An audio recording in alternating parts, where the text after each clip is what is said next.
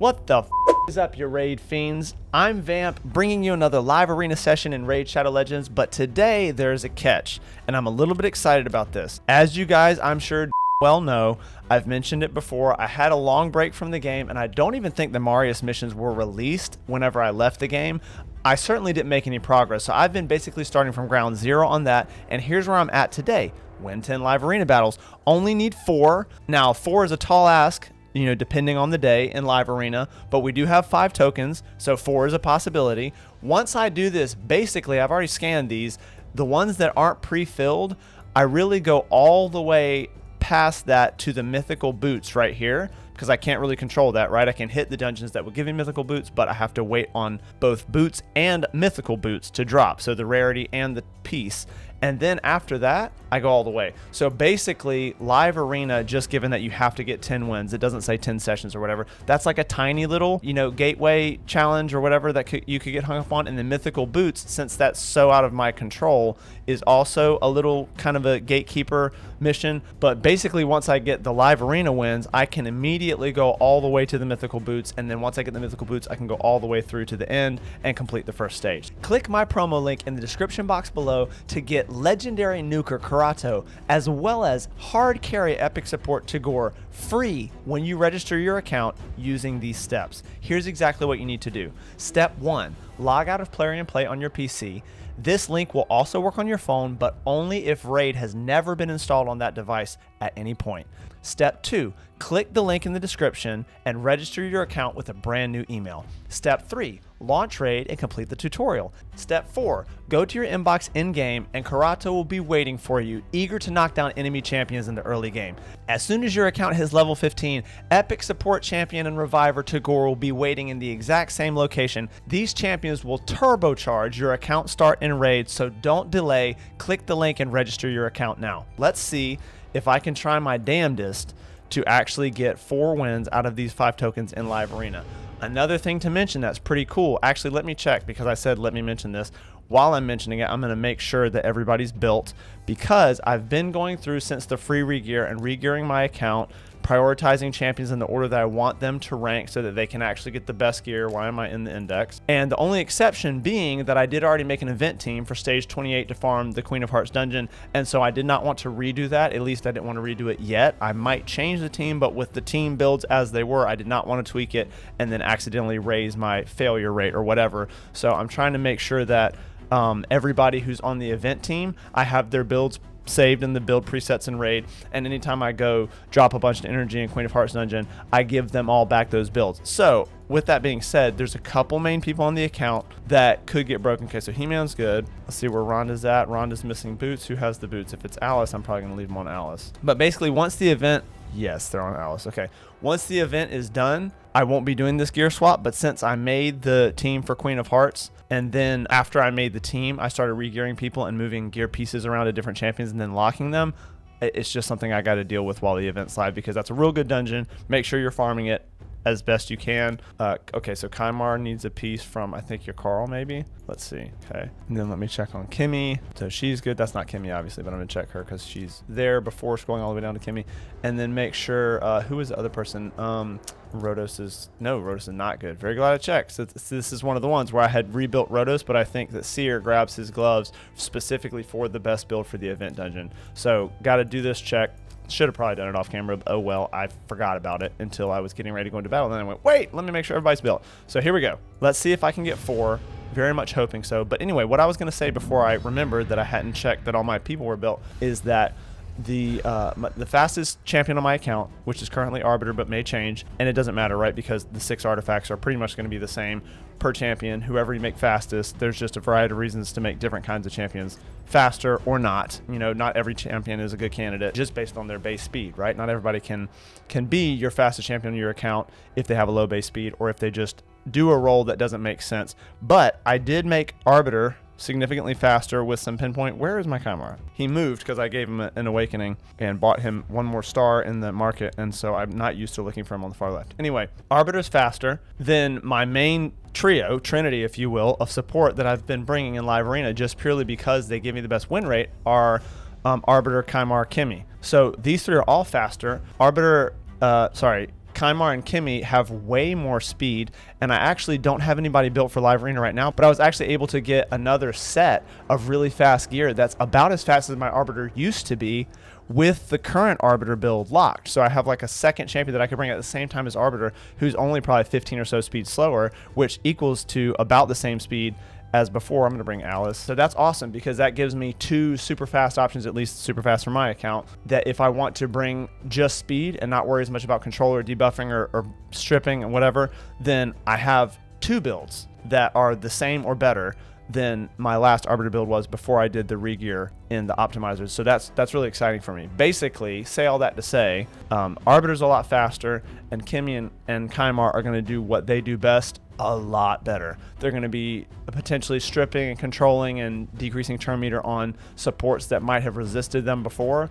And I actually made, which I think this is how it was before, Kimmy's still faster than Kymar, so any of the matches that they don't ban Kimmy or Kymar, so like they have to be together, duh, but Kimmy actually does increase accuracy on her A3, so anytime we lead with the A3, she 1.5x's Kymar's accuracy, which is much, much higher and much more viable for PvP without her, so that gives him a ton. That gives him like basically probably a 99.9% likelihood that he strips buffs from anyone. Obviously, Stone Skin is one exception because I believe Stone Skin has a 50-50 aside from the resistance check. So there's like a 50-50 shot that the Stone Skin just rejects your attempt. And then there's the accuracy resistance check after that.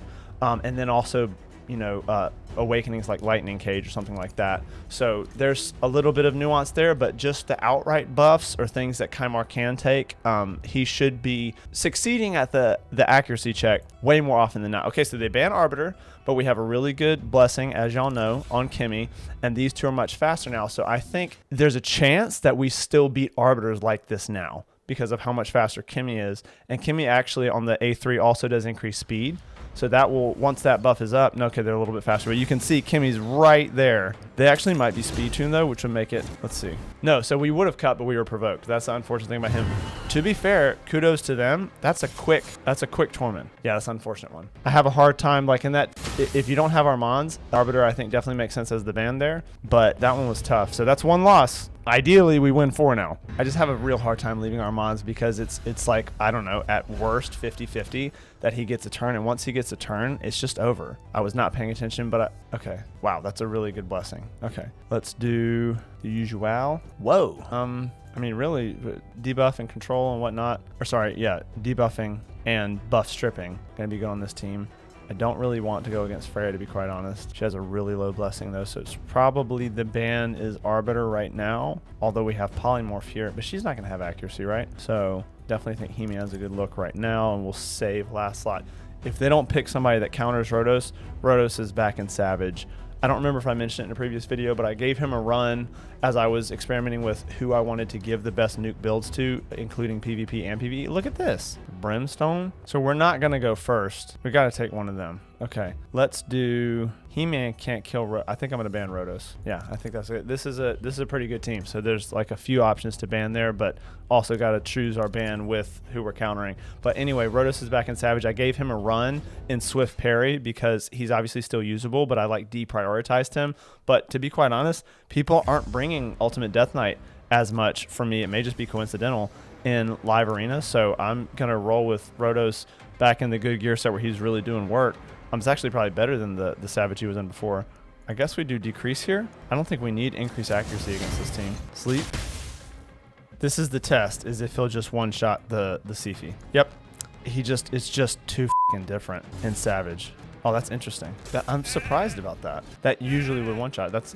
But yeah, anyway, there was just such an enormous difference with Rotos in, you know, Savage for a bunch of ignore defense or not. Let's try her, even though her affinity is not good. Perfect. I was hoping for an extra turn there, but it's all right. She's going to probably revive. We just decrease everything again. Freya is looking like she wants to take a turn. I honestly am not. I don't have her kit memorized. I know she's quite good, but I don't remember like when she gets... Okay, cleanse. There you go. I do remember that now. Sleeping your husband, dude. The disrespect. That's crazy. Against his will, too. To be fair, he did attack her first. Let's do this. So we got no more revive, but we might be okay.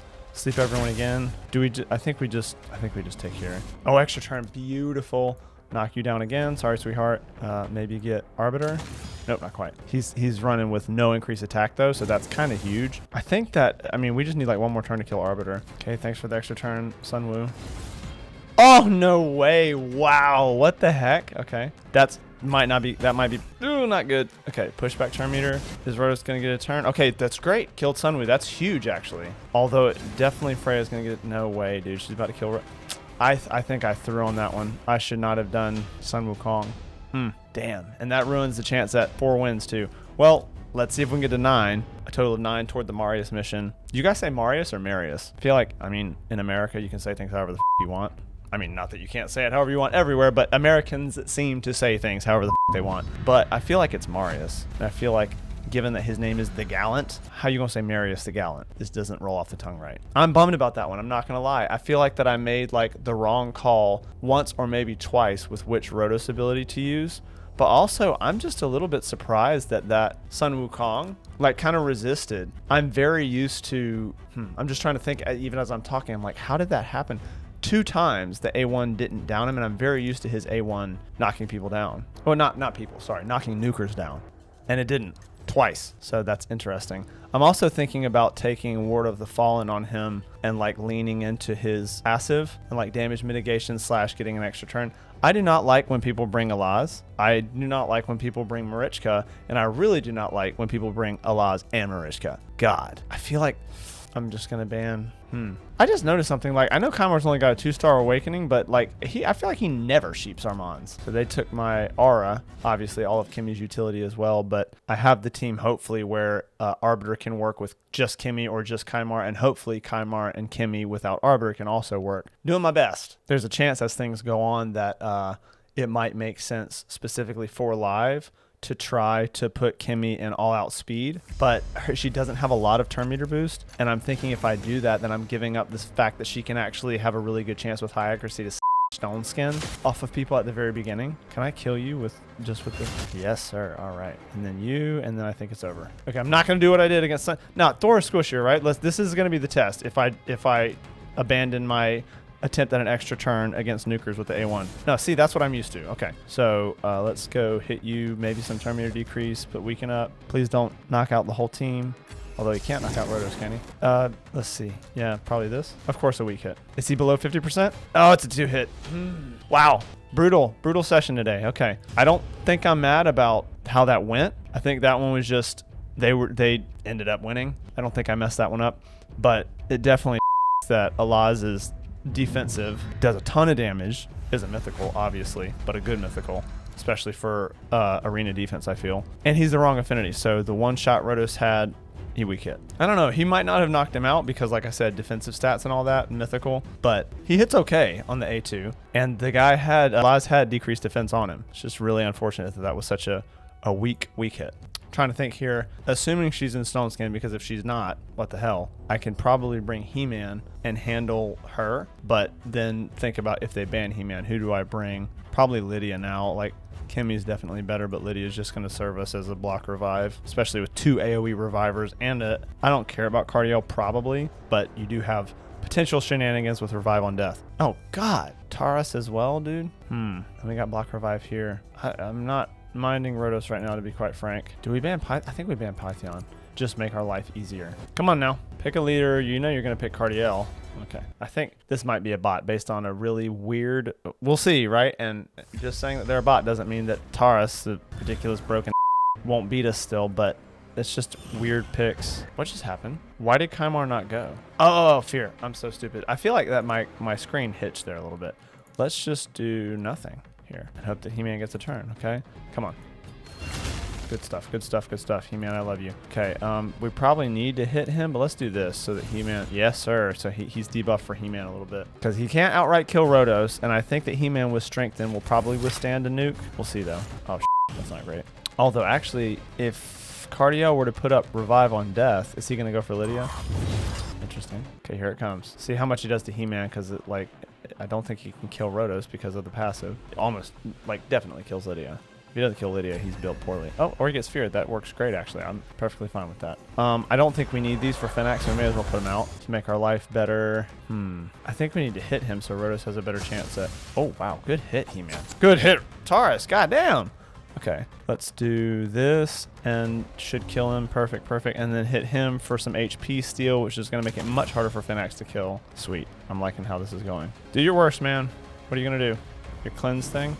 So then if I that's weird that he did that. Okay, I do think it's a bot, but if there are bots, unconfirmed, but very much seems like there are. So he's probably going to go hit He-Man.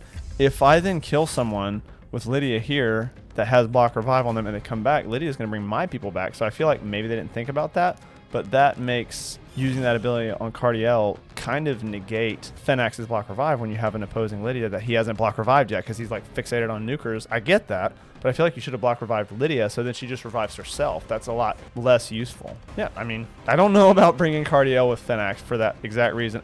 Sorry, against Lydia. Lydia ended up being an MVP pick for this fight. Not that I needed to tell anyone that. All right, let's just do A1 because you're going to revive on death. Cool, cool. Goodbye. Well, we can at least beat bots on the account. Jesus. Okay, last one. Didn't get the 4 I was hoping for. Maybe we can get half of the 4, and then later off camera, I can, you know, at reset or something. I don't know that I'll record another live arena tonight. I can probably get the last 2 and just make a huge chunk of progress on the Marius missions. I'm very excited because obviously there's like 4 stages. So I'm very excited to get through a stage just because mentally it's a milestone, right? McPunk's got the same bling going on that I do. Respect. Oh, a Kymar. I almost never I almost never see people bring Kymar. Okay, let's see. We're going to mix it up and take the same 2 we always take at the beginning. Supreme Elhain, interesting. Okay.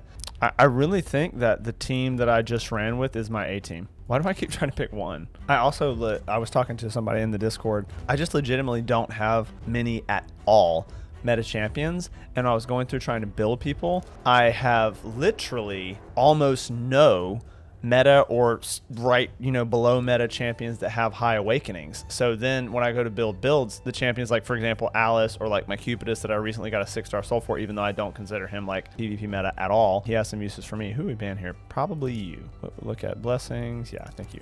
But yeah, anyway, besides him being a damage dealer with a 6-star soul, and then Alice having a 5-star soul because you can get that from the Alice chase, I literally have a huge disparity when I go to build somebody who doesn't have an awakening or has like a 1-star.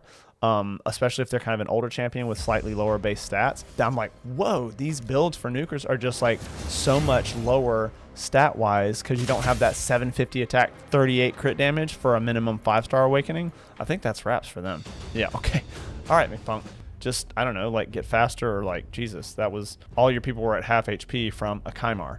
Fun fact about Kymar, I need to redo his masteries because from literally probably 3 to 4 years ago, when I thought about using him way back in the day when Arena was a completely different animal and he was potentially going to be somebody on a blender team for me, it did not work out. He doesn't hit hard enough on his A1, but he has Helm Smasher. So yeah, I'm trying to decide. You guys can offer your thoughts. I'll digress real quick before wrapping up the video. If it seems like that the logical thing to do is to just give him Eagle Eye because what he does relies on this so heavily. But if I have him at like 650 plus for where I'm at in the game, that's going to be like statistically 90+% enough accuracy for him. And, you know, I'm not facing super hard opponents in live arena yet. But do you think it would be better to do this and immediately when he sleeps everyone, which I mean he usually does, obviously he could weak hit or he could get resisted, but then he gets a 10% turn meter fill rate? That seems really juicy because what I usually do with Kymar is lead with the strip. That puts 3 to 4 debuffs out, would give him 7.5 to 10% boost if he has this mastery, and that's going to boost him toward going again, which is when he gets his full team reset plus a 20% turn meter boost to everyone.